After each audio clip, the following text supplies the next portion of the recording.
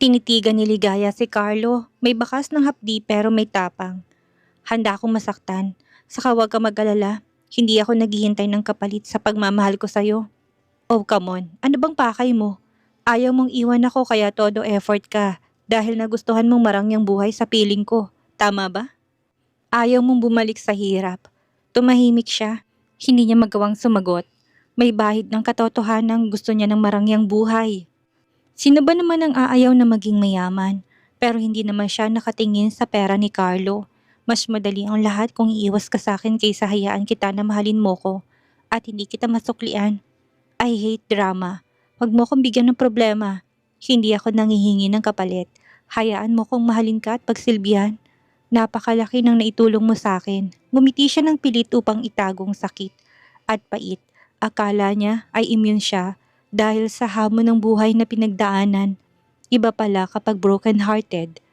Pero huwag kang mag-alala kung naiilang ka sa presensya ko. Medyo didistansya ako sa opisina. Hindi rin maganda na maging topic ka ng chismis dahil sa akin. Umpisahan mo ng distansya mo, mag-taxi ka na lang pauwi. Malamig nitong sabi. Napatingin siya sa langit at bumagsak ng mahinang ulan. Sige, pumasok ka na sa kotse. Kakagaling mo lang sa sakit. Magkita na lang tayo sa bahay. Ani ang pinabuksan nito ng pinto. Kumatok siya sa bintana ng kotse. Tandaan mo, hindi kita pipilitin pero palaging ikaw ang aking pipiliin. Ingat ka. Bye. I love you. Umasim ang mukha ng binata sa kakornihan niya. Biglang bumuhos ang malakas na ulan. Napatakbo siya sa pinakamalapit na waiting shed. Wala siyang dalang payong. Habang lahat ay nagtatakbuhan, si Carlo ay nasa loob ng kotse na nakatingin sa kanya sa bintana. Tumingin siya sa ulan at ngumiti. Nilabas ang kamay sa bubong ng waiting shed. Pinatulo ang ulan sa palad niya. Pakaramdam niya may kakampi siya.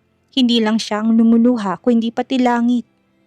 Sir Carlo, bakit hindi pa natin isabay si Ligaya? Malakas ang ulan at mahirap sumakay ng taxi. Sabi ni Harris. I just want to put her on her place. Nakakalimot siya tinakalang close na kami. Tuturuan ko lang ng leksyon. Mas masasaktan siya kapag hinayaan ko siya sa kabaliwan niya. Sir, teka, mukhang hindi na nga niya kailangan ng tulong. May nakamotor na humintot sinakay siya. Ha? Nasaan? Ani Carlo na nabitawan ang hawak na phone. Natanaw niya sa Ligaya. Nakita niya biglang may lalaking naka-helmet at naka-black leather jacket. Inabot nito ang helmet kay Ligaya. Umangkas ito sa motor. Hawak nitong balikat ng lalaki at ng paandar na. Niyakap ni Ligaya ang likod ng driver. Naramdaman niyang pagkulo ng kanyang dugo. Damn it. Sinungaling, mahal daw niya ako tapos ngayon. Harris, tingnan mo, nakangiti, nakayakap sa ibang lalaki. Napangiti si Harris mula sa rearview mirror. Sir, ayaw niyo po kasi siyang isabay. May nalalaman pa kayong tuturuan ng leksyon. Anitong binuntatan ng tawa na kaagad na palis na masilip na galit ang boss. Sundan mo ba kung saan magpuntang mga yan? Napamura siya sa isip. Hinigpitan ng pagkakabutones sa suit jacket. Kinuha ang phone at tinawagan si Ligaya. Ngunit hindi ito sumasagot. Shit, bakit ang bagal mo? Sir, traffic po. Hindi umuusad. Motor ang sinasakyan ng Ligaya. Kaya makakasingit sila. Kaya tsak na mabilis silang makakarating sa... Shut up. Bilisan mo.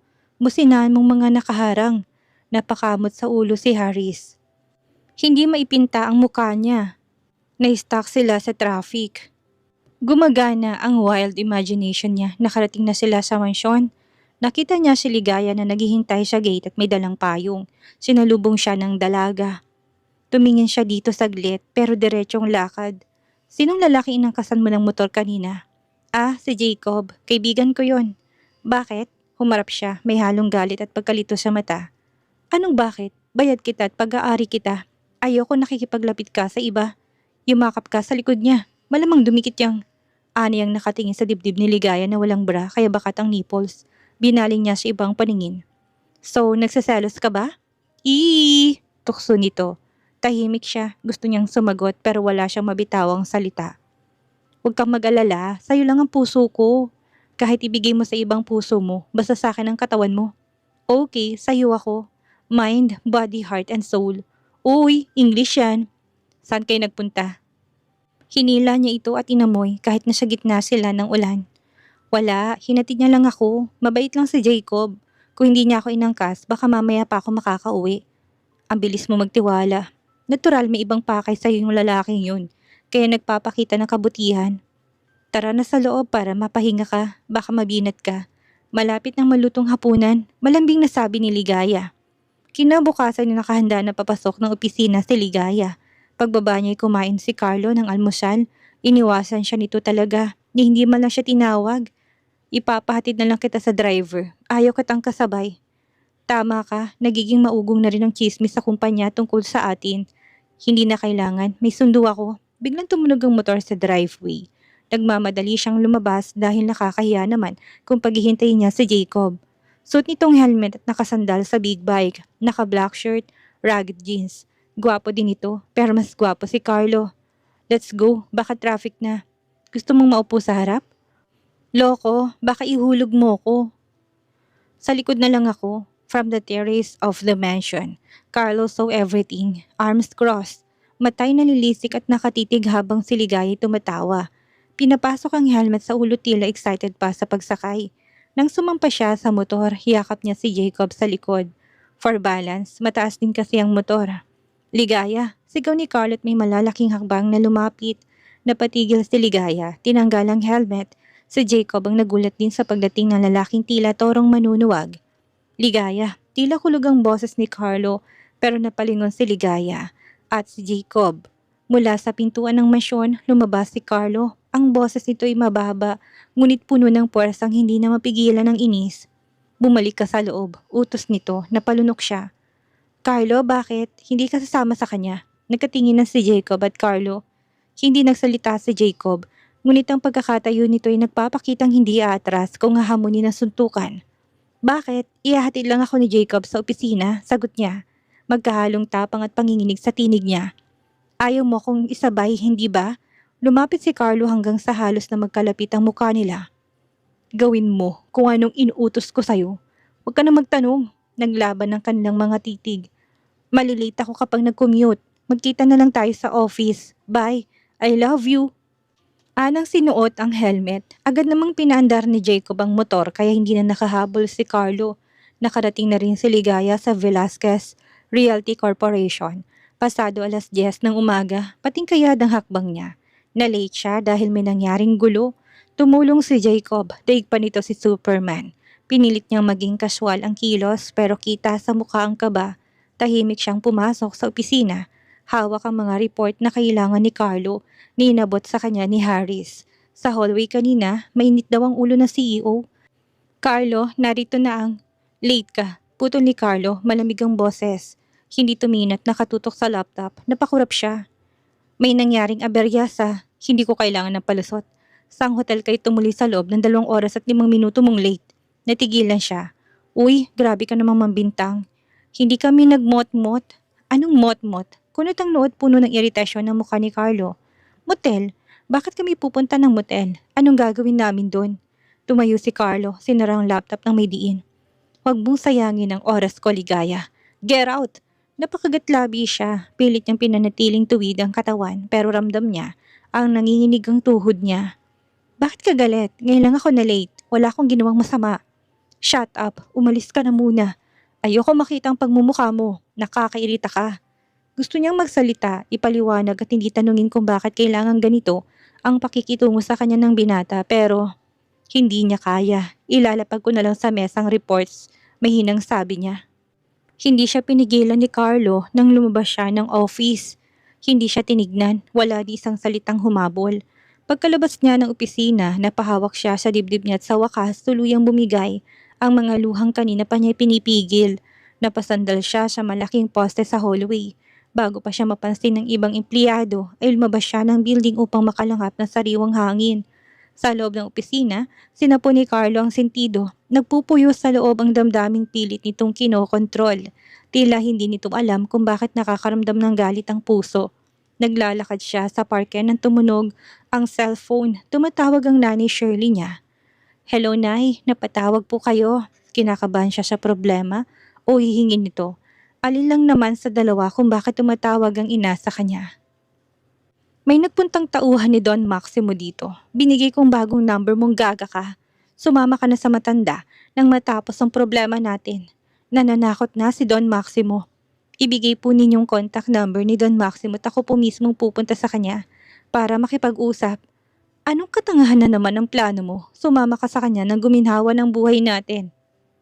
Sa sandaling malagay kami sa kapahamakan, itatakol kitang bobo ka. Pinapahirap mong simpleng pagsasama sa lalaki. Nay, may asawa at mga kabit na si Don Maximo. Ayokong dumagdag sa babae niya. Gaga. Handa siyang hiwalayan ang legal wife at ikaw ang magiging reyna. Huwag kang bobo. Hello, Nay. Nay, hello.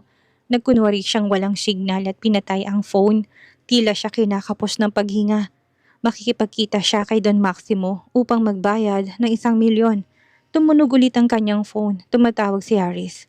Hello, Harris. Bakit ka napatawag? Pinapabalik ka ni Sir Carlos sa opisina. May documents na kailangang tapusin. Saan ka ba nagpunta? Napakurap si Ligaya.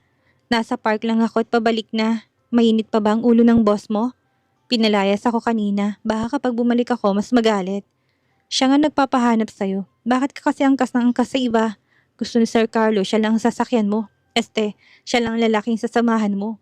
Possessive itong boss natin. Ani Harris na bahagyang humina ang boses. Possessive o may toyo sa ulo.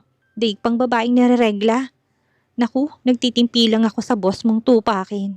Ligaya, bumalik ka na. Narinig niya ang boses ni Carlo. Lagot, naka-loudspeaker yata si Harris. Nakagat niya ang labi at nagmamadaling naglakad pabalik sa building. Pagkabukas ng pinto ng opisina, laking gulat niya nang bumungad si Carlo. Nakatayo ito sa harap ng mesa niya. Nakasandal at parang kanina pa siya hinihintay. Carlo, naglakad lang ako sa park. Gulat niyang bati, bahagyang nautal. Tinawagan ako ni Harris, kaya ako bumalik. Tumikim si Carlo, hindi siya tinignan agad. Gusto kitang makausap. Napakunot noo si Ligay at hindi napigil na tumaas ang tinig. Ganyan ka naman, kakausapin mo ko lalapitan kapag may kailangan ka. Aba, ikaw pa ang may malakas ang loob na pagtaasan ako ng boses. Iniwasan mo ko pagkatapos ko magtapat ng damdamin ko. Ani ang nanggigigil. Sinisigawan mo ko at sinasabihan ng masasakit na salita. Nakakasakit ka na. Ani ang hinampas ng palad ang table na nahimik si Carlo. Lapat na lapat ang mga palad niya sa mesa. Magkahihinang ang kanilang mga mata. Ayaw ko makita kung sumasama sa ibang lalaki. Naintindihan mo? Ani Carlo sa wakas na galit din. Binayaran kita. Bayad ka. Buong pagkatao mo kaya susunod ka sa gusto ko. Oo nga pala. Bakit ko ba nakakalimutan na alipin mo ko? Ginagamit kung kailan gusto. Ani ang pinahid na mabilis ang luhang pumatak. Napahawak si Carlo sa sentido. Pigil pa rin ang damdamin. Tumigil ka sa pag-iyak mo. Ayaw paawat ng luha ni Ligaya. Madalang siyang umiyak. Pinatatag siya ng panahon, ngunit hindi niya alam kung bakit tila gripo ang luha sa kanyang mga mata ngayon. Tinalikuran niya si Carlo. Hawak ang folder na hinampas niya sa dibdib nito. Mabilis niyang binuksan ang pinto upang lumayo. Biglang nasalita ang binata. Ligaya, huwag mo kong iwan. Napahinto siya't nanatiling nakahawak lang sa doorknob. Nagulat na lamang siya nang isinandal siya nito sa pinto. Nalalaki ang mga mata niya. Nang siilin siya ng halik sa labi. Ginagad niyang galaw ng labi nito. Hindi ka marunong sumunod kaya I'll get my third collection as my punishment. Ubusin kong panty mo. Nakuha na ni Carlong red at orange. Wow, yellow. Anitong inamoy na muna bago pinasok sa check pocket ang panloob niya. Hindi siya makatutol dahil baka galit pa ito. Gumapang ang excitement sa kanyang katawan. Ligaya, subukan mo lang na magpagalaw sa iba. Sa akin ka lang, naintindihan mo? Oo, sa'yo lang ako, Carlo. Ilang saglit pa ay may nadinig silang palapit na yabag. Napatakbo siya sa banyo upang ayusin ang sarili. Napasandal siya sa pintuan ng banyo. Kanina lang ay nagsisigawan sila, tapos biglang umuungol naman ang gulo ng relasyon nila. Pero masaya ang puso niya. Matapos ng office hours, tumayo na si Ligaya, hawak ang malit na bag upang umuwi. Ilang hakbang pa lang ay nadinig niya ng boses ni Carlo. Sumabay ka na sa akin. Natigilan si Ligaya. Ano na naman kayang nakain ng boss niya? Hindi na po sir, may sundo. Akala ko naintindahan mo nang sinabi kong hindi ka sasakay at makikipagmabutihan sa ibang lalaki. Napilitan siyang tumango. Tahimik silang naglakad papunta sa kotse. Binuksan ni Carlo ang pinto sa passenger seat at sandaling nagkatitigan bago siya sumakay. Pagkasara ng pinto, tanging mahinang tunog ng aircon ang maririnig. Pasensya ka na, bulong ni Carlo habang binubuhay ang makina. Mali ang inasal ko nitong mga nakarang araw. Sumunod ka lang sa mga sinasabi ko at wala tayong magiging problema. Matatapos natin ang nalalabing araw ng matiwasay. Marami akong iniisip kaya sana huwag ka na dumagdag pa. Pasensya ka na din. Aniyang yumuko upang itagong sumungaw na luha, sisiping malapit ng matapos ang ugnayan nila ng binata. Tigilan mong pakikipagkita kay Jacob, kay hinahinalang pagkatao niya dahil pinaimbestigahan ko. Walang makuhang impormasyon tungkol sa kanya. Bakit mo naman pinaimbestigahan si Jacob? Nagsiselos ka ba? Ayoko na may ibang humahawak o dumidikit sa'yo. Naiinis ako, okay? Bakit ka naiinis kung wala kang pagtingin sa akin? Tanong ni Ligaya. Luke, wag mong isiping nagsiselos o may gusto ako sa'yo. Hindi mangyayari yan. Ayoko lang na may humahawak sa pag-aari ko. Ilang linggo na lang, kaya wag mo kong galitin. Kapag tapos ng usapan natin, gawin mo kung anong gusto mo. Natahimik siya. Hindi naman kita ipagpapalit kahit na kanino, kaibigan ko lang si Jacob. Layuan mo ang Jacob na yan. Masama ang kutob ko sa lalaking yon. Tumango siya bilang pagsang-ayon. Tigilan mo rin ang panliligaw sa akin. Naiilang ako sa ginagawa mo. Huwag mong kakalimutan kung saan ka dapat lumugar. Muli siyang tumango. Pakaramdam niya ay pagod na siya. Nahihiya siya sa problemang ibinigay niya kay Carlo. Kinabukasan ay nagdesisyon siya na tigilan ang pangungulit sa CEO. Hindi siya lalapit dito kung hindi siya tinatawag. Maagang umalis to kasama si Harris. May in-inspectioning locasyong itatayo sa mall. Pauwi na siya. May pumaradang motor sa harap ng building. Naka-helmet at naka-jacket ang driver. Alam niya si Jacob ito at mangungulit na naman magiging impormante siya. Tinanggal nito ang helmet at maluwag ang ngiti. Ligaya, napangiti siya. Anong ginagawa mo dito? Sinilip lang ko anong nangyari sa babaeng hindi na ako sinasagot sa chat. Sita nitong himig nagbibiro. Sorry, naging busy lang. Alam ko, kaya hindi ako mangungulit. Pero gusto kitang yayain sa lugar na tahimik. May pag-uusapan tayo. Sandali siyang napaisip. Noon pa siya niyayaya ni Jacob. Sasama na siya dito para tigilan na siya at tapusin na rin ang pakikipagkaibigan dito na hindi na magalit si Carlo. Okay, sagot niya. Pero ako magde-drive, ikaw naman ang mangkas. Ayaw ni Carlo na umangkas siya kaya siya naman na magmamaneho. Natawa si Jacob. Deal, pero akong taya sa pagkain. Tumango siya at pinaharurot ang motor habang papalayo sila. Tanaw sila ni Carlo mula sa bintana ng kotse nito. Sir Carlo, nakita mo ba yon? Marunong palang magmotor si Ligaya. Astig, susundan po ba natin?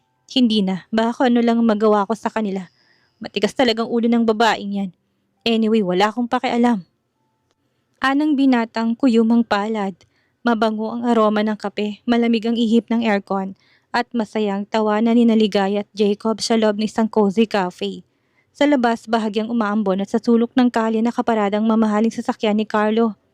Sir, akala ko ba wala kayong pakialam? Nakangising nanunukso si Harris. Ngunit walang kibong binata, biglang tumayo si Ligaya. CR lang ako ha, aniya kay Jacob. Tumango ang binata at humigop ng kape. Tumayo siya saka pumasok sa maliit na hallway sa loob ng cafe. Papunta sa CR ng babae. Lumipas ang 3, 4 at 5 minuto. Napatigil sa pag-inom si Jacob. Ngunit ilang minuto pang lumipas, hindi pa rin bumabalik si Ligaya. 5 minutes. Then 10, napakanot ng noo si Jacob. Tumayo na siya at nilapitan ng isang barista. Miss, excuse me, may babae po kasing pumasok sa CR. Medyo matagal na, pwede bang patingin? Nag-aalangan pero naglakad din ng waitress papunta sa hallway. Sinundan ni Jacob. Kumakatok siya sa pinto ng women's restroom. Ligaya, okay ka lang ba dyan? Tahimik, walang sagot. Ligaya, biglang may na rin silang isa pang staff na humahangos papunta sa kanila. Sir, may babae raw kanina na biglang hinihila palabas ng likod ng cafe. Hindi namin kilala yung lalaki. Nalalak niyang mata ni Jacob. Tingnan niyo sa CCTV, utos niya. Sa CCTV monitor ng cafe, kitang-kitang isang lalaking nakakap, nakajacket at may face mask. Ang lumabas mula sa pinto ng CR, hawak si Ligaya na pinatulog at nilabas sa exit door sa likod. Mabilis siyang umikot sa likod ng cafe, halos walang ilaw, basa ang semento. Mula sa ulan, natanaw niyang naiwang bag ni Ligaya. Shit, nanginginig ang kamao ng mura ni Jacob habang sinusuring CCTV footage. Isang tawag ang kagad na ginawa ni Jacob upang humingi ng tulong, hindi siya papayag na pahamak si Ligaya. Sa labas ng cafe, kitang-kita ni Carlo eksena, isang lalaking mabilis na sumakay sa van. May kasamang babae, si Ligaya nakasubsob at hindi gumagalaw. Sundan mong van, bilisan mo, aniya kay Harris. Nanasindak nang makitang nangyari. Halos paliparin ni Harris ang sasakyan sa direksyong binabagtas ng kidnapper. Ngunit mabilis itong nawala sa kanilang paningin.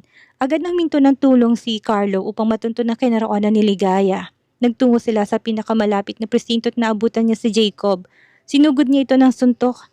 Gago ka, kung hindi dahil sa'yo, hindi mapapahamak si Ligaya. Papatayin kita oras na may masamang nangyari sa kanya. Inawat lang siya ng mga pulis. Hindi ko gustong nangyari. Gagawin ko lahat upang mailigtas siya, ani Jacob.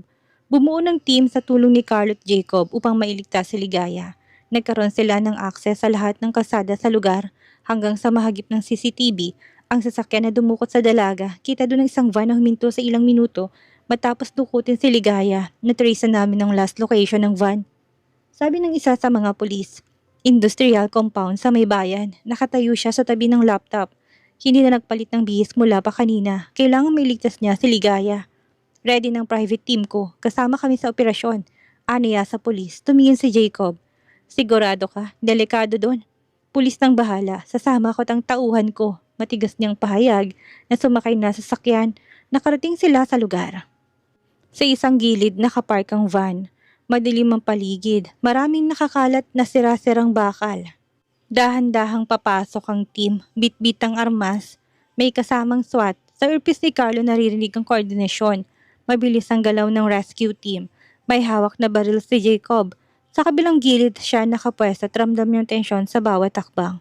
Matindi ang pangamba niya para sa kaligtasan ni Ligaya. Binuksan ni Jacob ang lumang pinto at nalalaki ang mga mata ni Carlo at si Jacob ay napakurap sa eksenang kanilang nasaksihan.